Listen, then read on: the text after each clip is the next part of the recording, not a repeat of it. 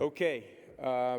Once again, congratulations to the Kansas City Chiefs. I think I referred to it as an epic game and an epic way to finish amazing season for us. So Coach Reid has been the leader of that on all levels, not just the football field, but off the field too. His leadership shows in everything he does. Also at the league level, where I tend to rely on a great deal to get a perspective from a team standpoint. But there's no one better coaching in football right now than Coach Reid. So Coach Reid, come on up.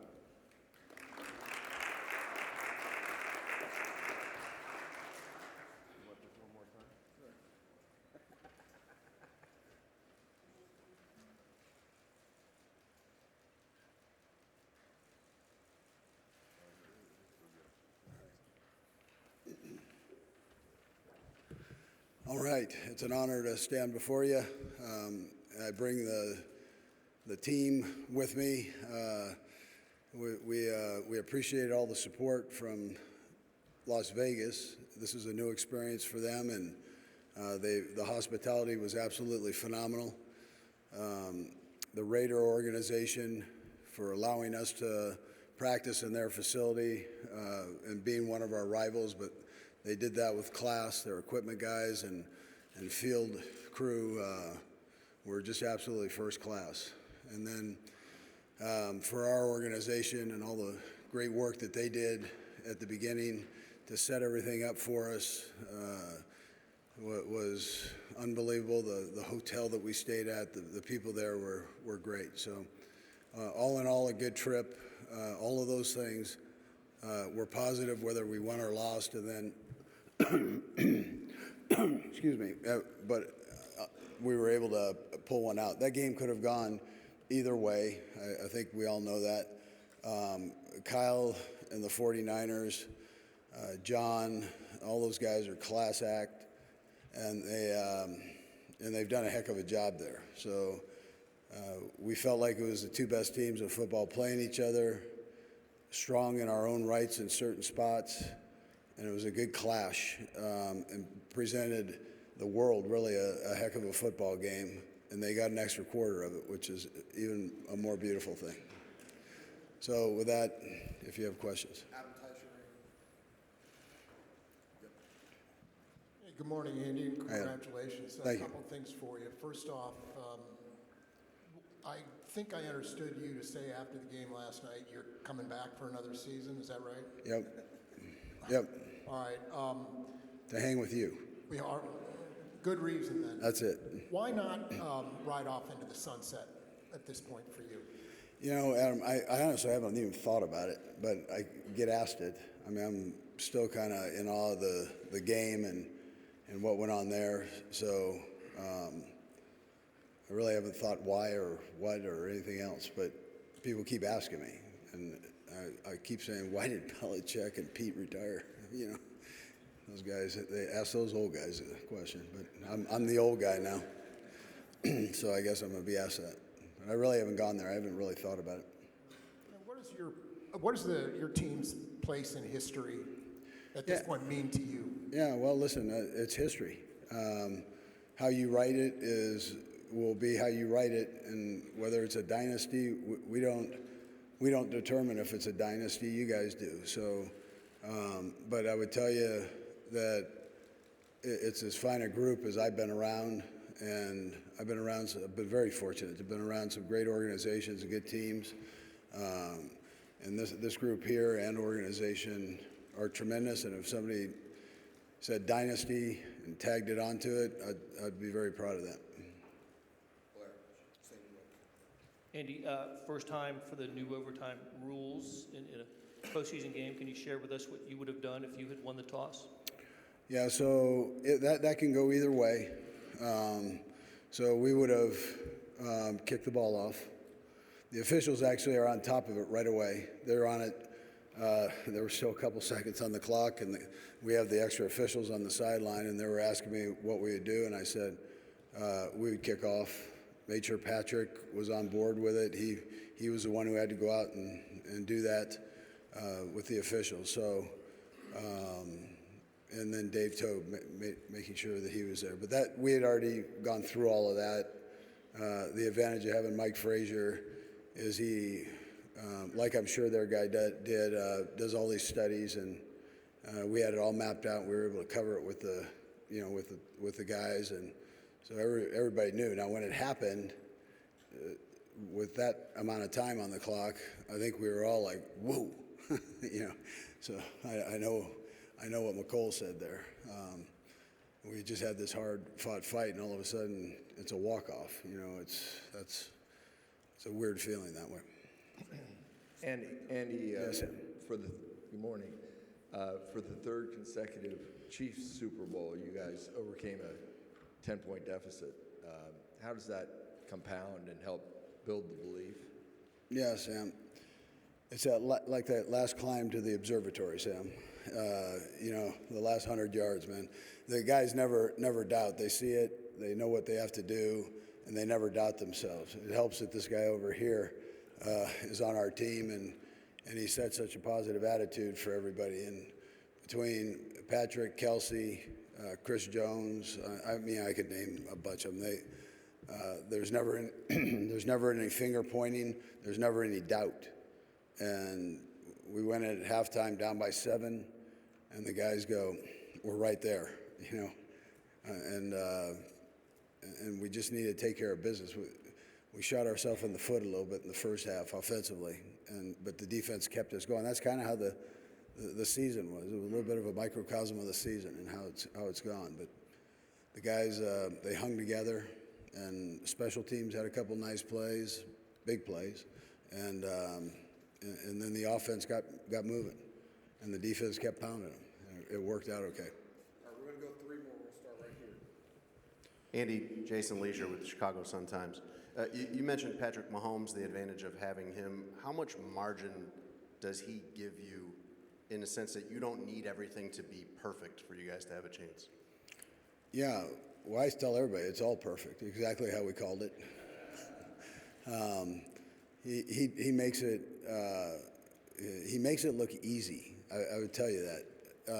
And this is a fluid game with the best athletes in this sport in the world, and you narrowed it down to the top 2 teams in the world. And he's out there playing like he's playing in the backyard, like it's nothing. And the 4th down play was a naked throw, and he said, "I want that play, and if it's not there for the throw, I'm running it." And so from a head coaching standpoint, a guy that works with offensive guys, all you can ask for. Yeah. Back there on the right. Yeah, Andy, I'm hoping to follow up on Blair's question. Could you, I guess, share a little bit of the analysis that led you to the choice of the fact that you were kicked off, and now that you've seen the overtime play out, the new rules, did that change your thinking at all, and if it comes up again? No. So there are a couple things in there that we do. I mentioned Mike Frazier, our analytics chief there. He does all the work on it, and so like I said, it can go either way. But the one thing it does, it gives you an opportunity to see what you've got to do. And they came down and scored 3 points. You've either got to score 3 or you got to get a touchdown. The one thing that people didn't realize is that clock keeps going. So we were down low there, but you're fixing to start a new quarter. So the game wasn't over in a tie. That wasn't happening, not in the playoffs. And so we would keep playing, and that's it's a unique rule that doesn't get used very often.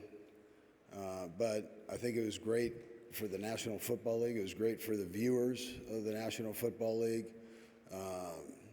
They got an extra quarter of football, and people love this thing. It's a great sport, and people love watching. So, especially with the competition level so high. Last question right here. Congratulations, Andy. Thank you. You've done something that a number of teams have done before, winning 2 in a row. The Packers did it early on, the Patriots most recently. You're being called a dynasty. what does it mean to you to maybe try to do something no team has ever done and win 3 in a row? Yeah, that'd be something. I don't know. Yeah, I just asked that to this guy right here, Ted. I said, has anybody won it 3 times? And he goes, no. I said, all right. I mean, we'll see. I mean, we've got great competition in the AFC West. We just had some coaching hirings, and these guys are good football coaches with good quarterbacks, good teams, and so it's not going to just be easy. That's not how this thing rolls. We'll have changeover on our team, which every team has, so you don't know what's there. There's a whole lot of unexpected, and you got to keep battling through it, have a good off season, and then good training camp, and then that ball's shaped kind of funny, so it's got to bounce for you in the right direction. Yeah.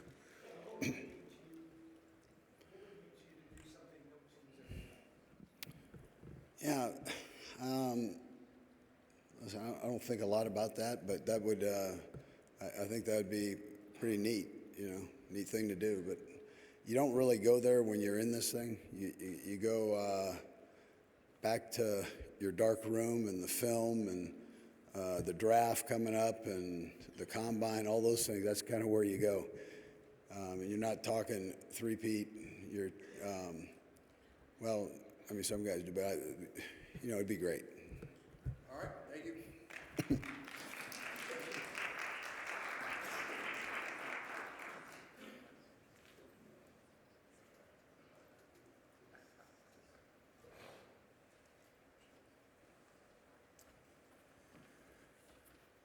Okay, so for the MVP, think about it.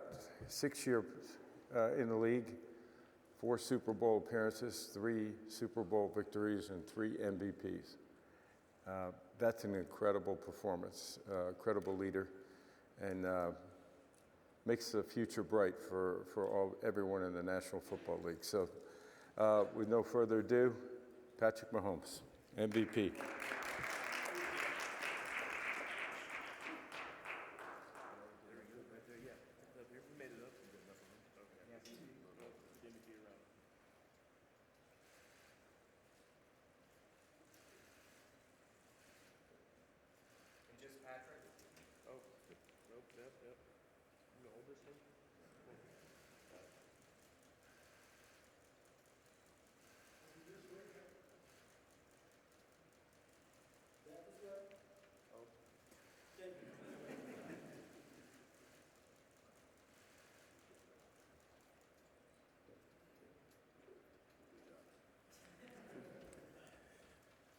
We'll start with Matt Derrick here in the middle. Right here. Nope. We're about to walk by. There you go.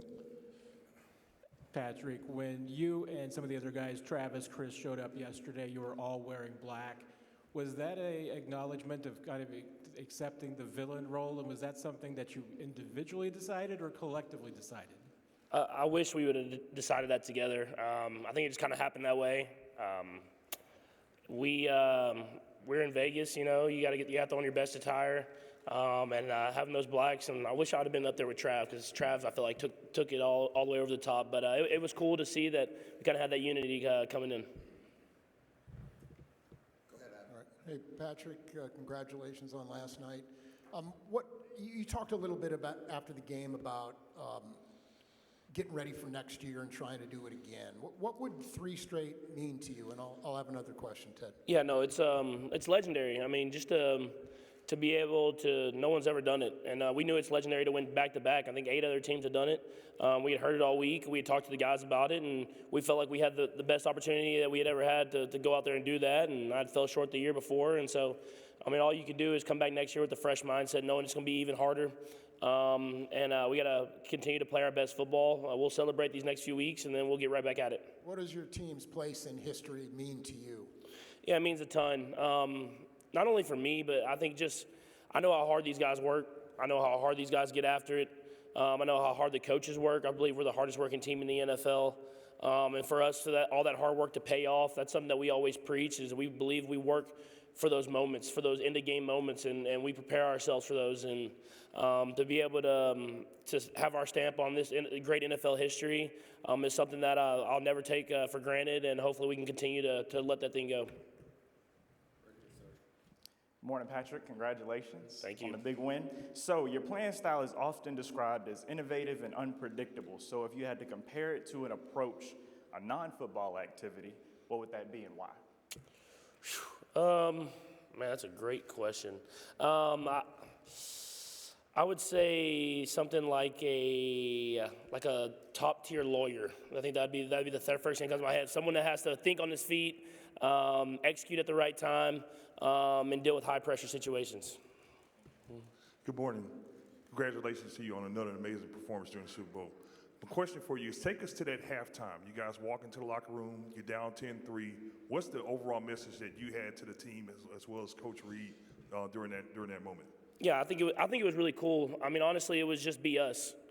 Nothing more, nothing less. Offensively, we knew we weren't playing our best football, but we felt like we weren't executing at a high level. Obviously, the 49ers have a great defense, and you don't execute, they're going to make stops. And we felt like everybody was playing hard. We just got to pick up our execution and continue to get better. And defense had kept us in the game. And so for us, we just said, be us. Let's be us out there. If we're going to go down, let's have fun. Let's enjoy it and give everything we have, and we'll live with the results after.